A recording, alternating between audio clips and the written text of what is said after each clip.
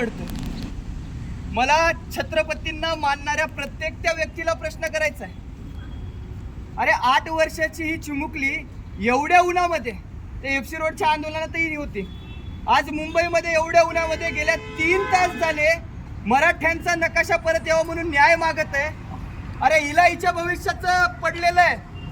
हिला वाटतंय की एनसीआरटीचा तो नकाशा वापस आला पाहिजे. हिला वाटतंय एनसीआरटीचा नकाशा काढला म्हणजे महाराष्ट्राचा अपमान झालाय.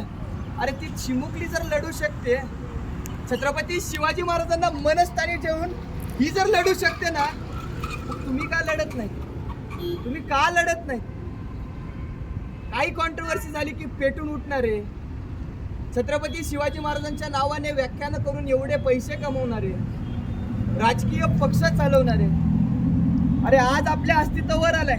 या चिमुकलीला जर कळू शकतंय तर तुम्हाला का कळत नाही? महाराजांसाठी बोला, लढा, सगळ्या गोष्टी करा. ही लढतीये ना तर तुमच्या सगळ्यांची जबाबदारी सुद्धा आहे लढणं. आज जर आपण आपल्या इतिहासात लढलो नाही ना तर येणारी पिढी प्रश्न काढणार.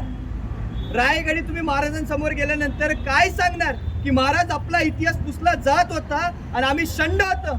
तर नाही. या चिमुकलीकडे बघून मी तुम्हाला सांगतो की आम्ही महाराजांना उपदेशू. महाराज महाराष्ट्रावर संकट आलेलं असताना आम्ही लढत होतो.